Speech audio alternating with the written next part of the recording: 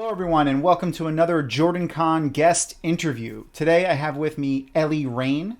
Ellie is an award-winning author. Her high fantasy series, the NecroSeam Chronicles, has won several awards.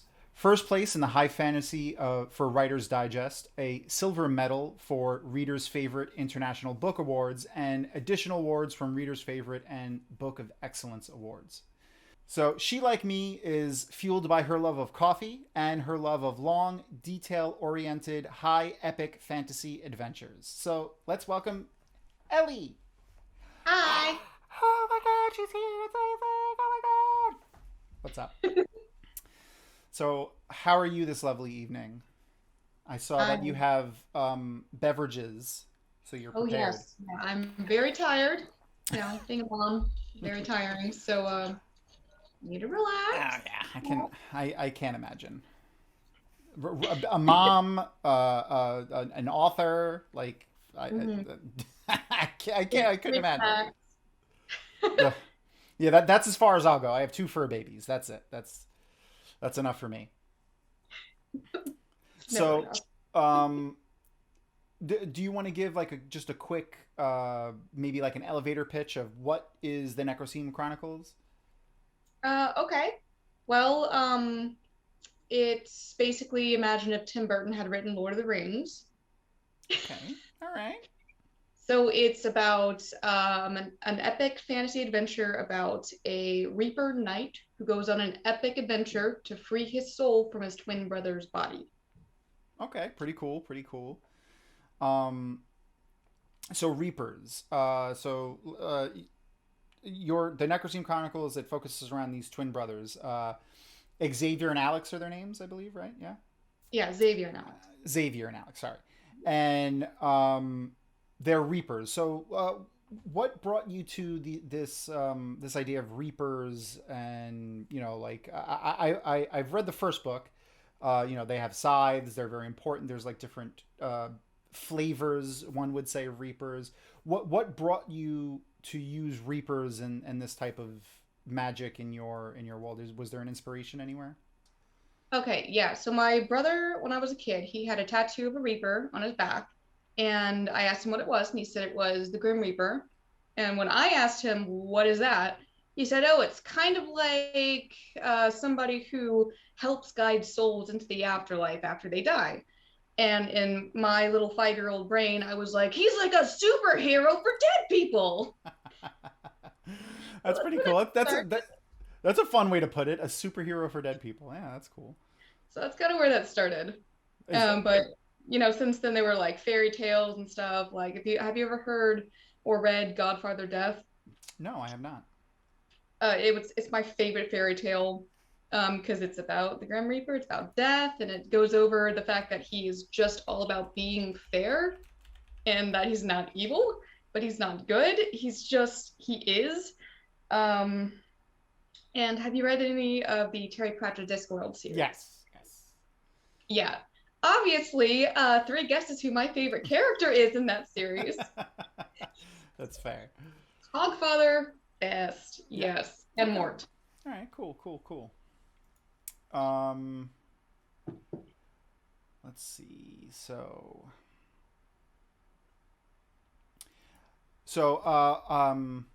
in the Necroseam Chronicles, especially in book two, there's a lot of emotion that goes into some of the things that happen. I don't want to, have a spoiler for anybody, but um, a lot of authors and actors, anyone who has to put any kind of emotion into their work, they have different methods that they use. So, is there any method specifically that you use to get into like the gist of writing any kind of emotionally driven dialogue or scenes, be it sad or anger or whatever it is. Music is my biggest vehicle for that because depending on what the scene is, I will change the music to match the mood and just play the one song over and over and over again as I'm writing that scene. Okay. Any particular song that you could share that you wrote, that you used for? You don't have to tell us what scene. Just any particular song. Oh, yeah. So some characters have their own little theme music playing while I was writing in their perspective. Okay. So like with one of the demon queens, Celia, her theme was actually Gwyn, Lord of Cinder from Dark Souls 2. Okay. So I would just play that on repeat while I was, you know, messing with her.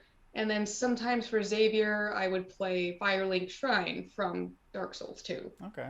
So So every character got like their own. mostly like instrumentals and stuff like that? Yeah, mostly. Unless it was like a fight scene, then I just went full metal, Disturbed, Corn, Yeah, okay. or Coheed and Cambria. Yeah, I feel that. I totally feel that.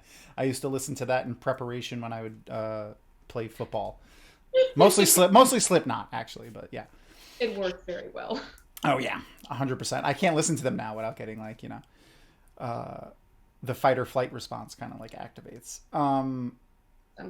Okay, so that being said, is there any specific part of writing any of your characters or any particular types of scenes that's more difficult, or even just the complete opposite side, like super easy for you that maybe someone would imagine would be difficult? The hardest character to write is the villain Macarius, because I'm not a psychopathic murderer. What you? So it's that's so hard to get into because trying to literally write in the perspective of somebody like that is really really just me pulling at strings, being like, maybe they would think this way, I don't know. Yeah.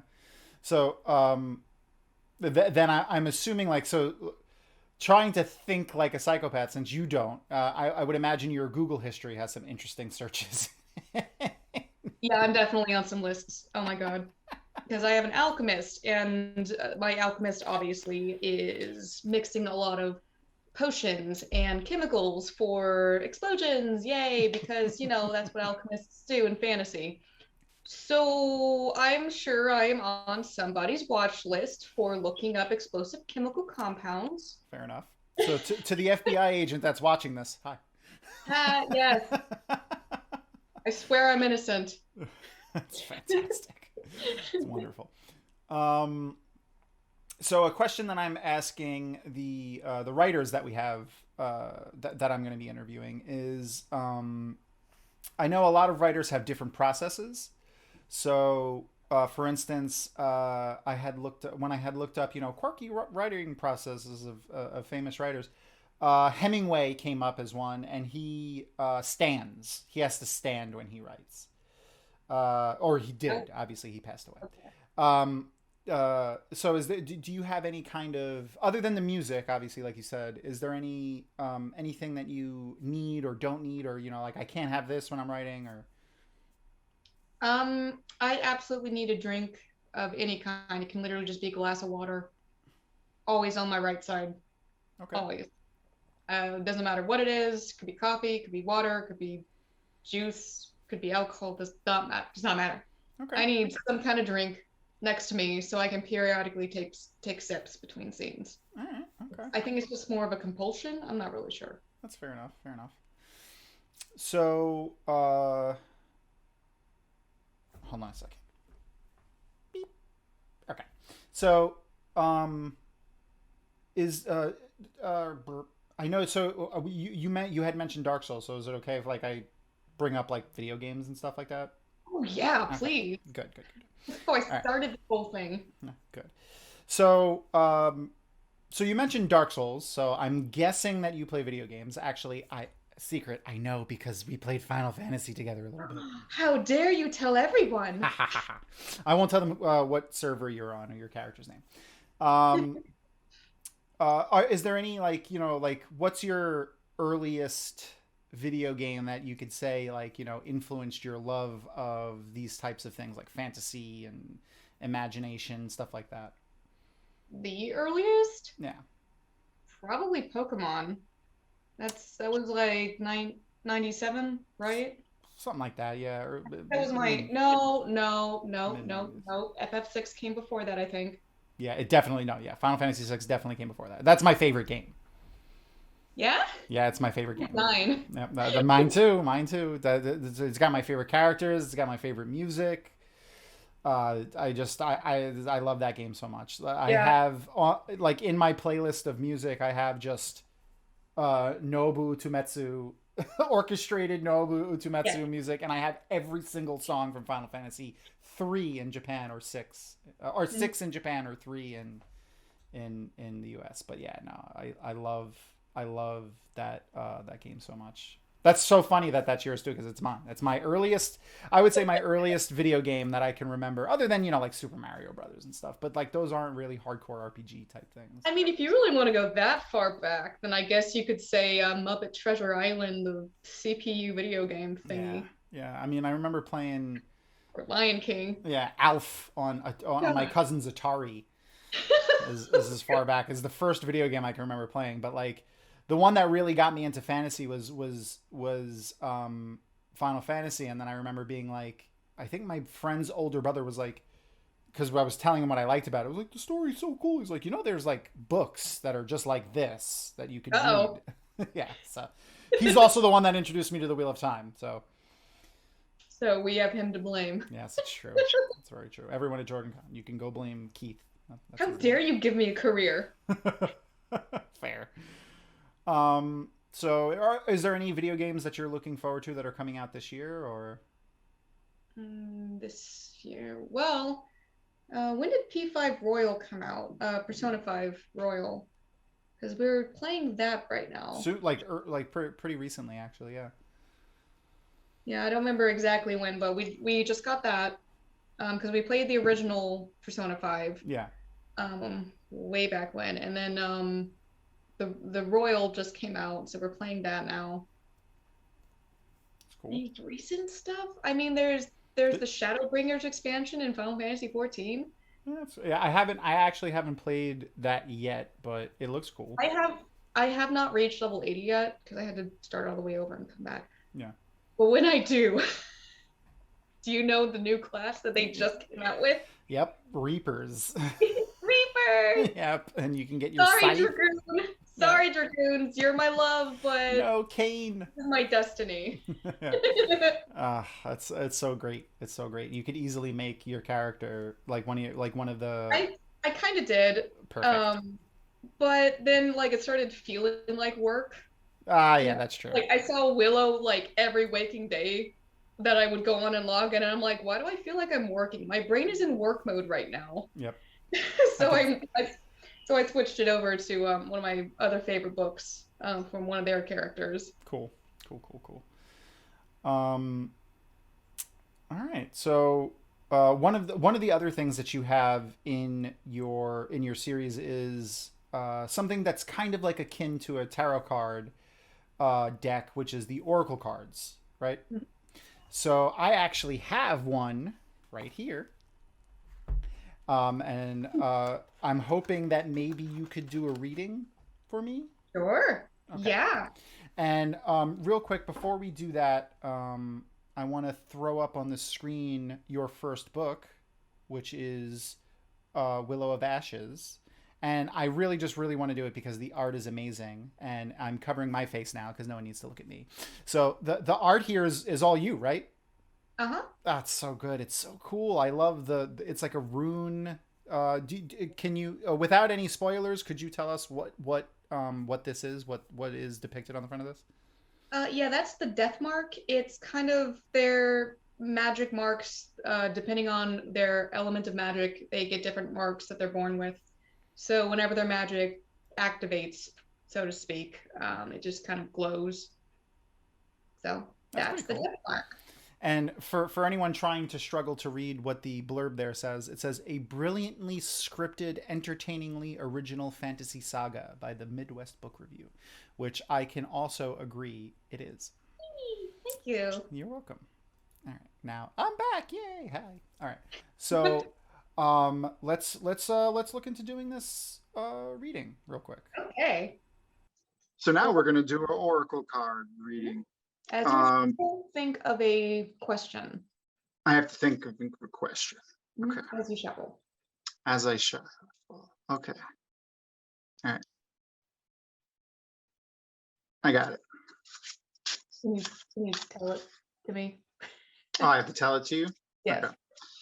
So recently, my parents moved to Florida, and they're trying to decide whether they want to live on the East Coast or the West Coast. I live on the West and West Coast, so I'm kind of hoping they live on the East Coast.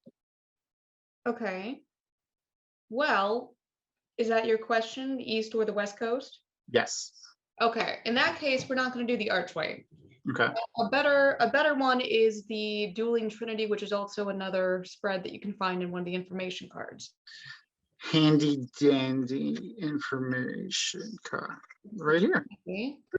But you want the Dueling Trinity this That's time. just the Trinity. I got it.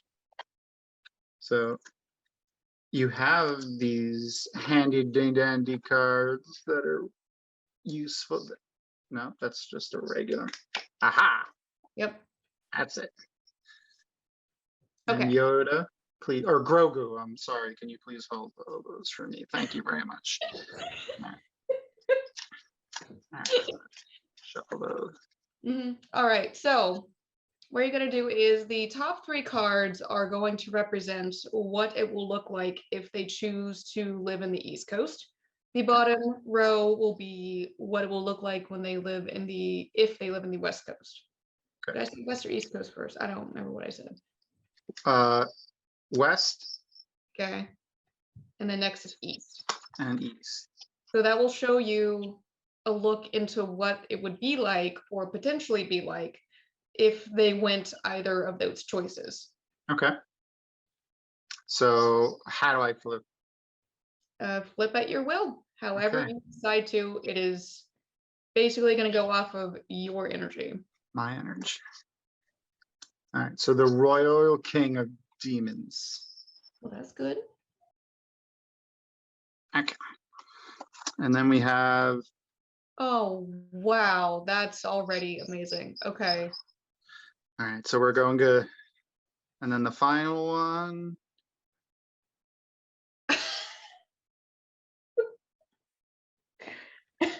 Wow. Well, that looks very good. Okay. King of Demons, when turned right side up, represents good, positive mental health. Okay. And Remedy Hallows, obviously, healing, which actually pairs up with the King of Demons, which is both upright. And the Wave Crasher is very good about guiding you to your passion and forming a discipline or like a routine. Okay. Okay, so let's see I like that. with the East Coast. Okay, so I'm gonna move these down just a little, right there, perfect. Out of the shine of the light. All right, here we go. The first one, Hallowed Storm. Okay, okay. Could be good or bad depending on the next few. Shadow, Savior of History, and Royal Ocean. Okay. Royal Ocean could be a good one. Because of the past, I want to say it sounds like they would feel like they were back at where they previously were if they went there. And this is the East.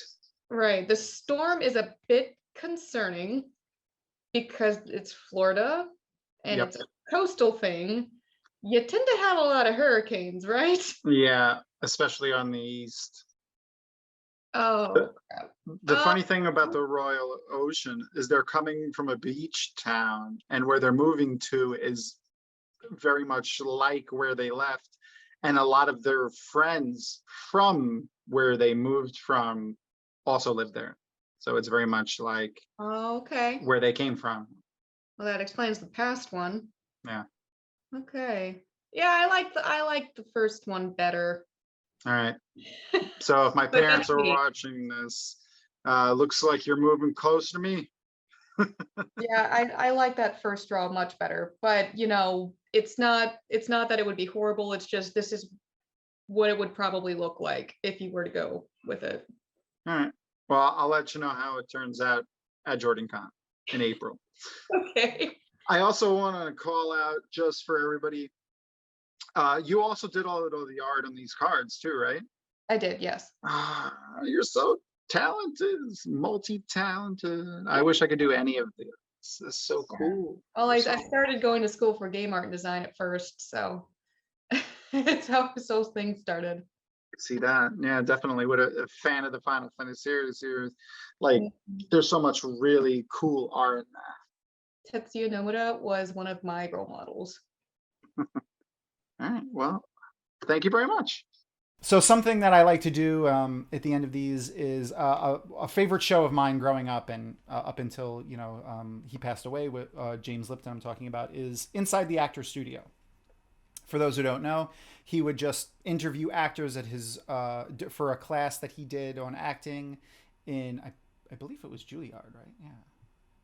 And the audience were students for his acting classes. There's actually a really famous clip that you can find of Bradley Cooper pre his being like a famous actor asking like Robin Williams questions or something from his class.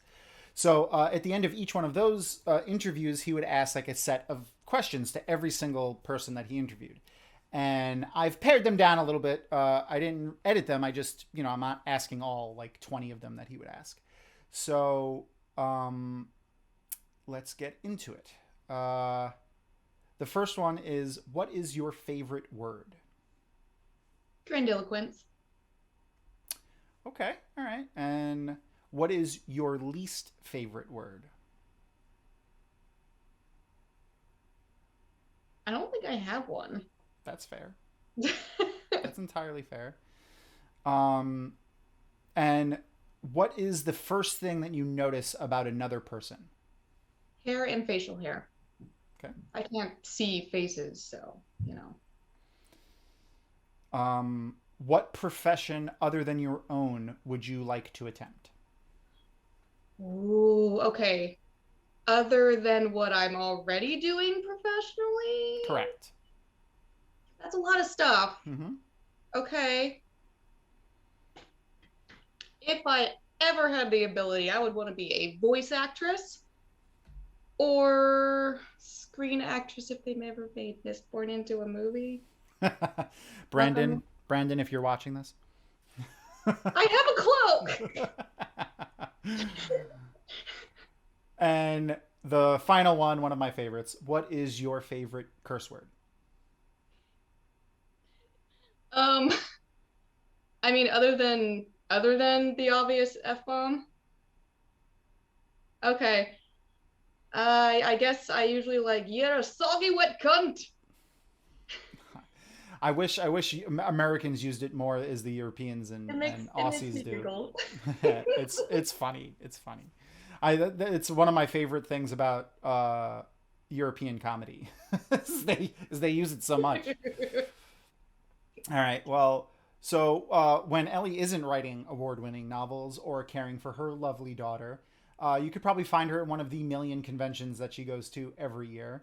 But you can also find her on Twitter at Author Raine with an E, or her official NecroSeam group on Facebook, which the links will be below this video, on Amazon.com, and her website, which is NecroSeam.com.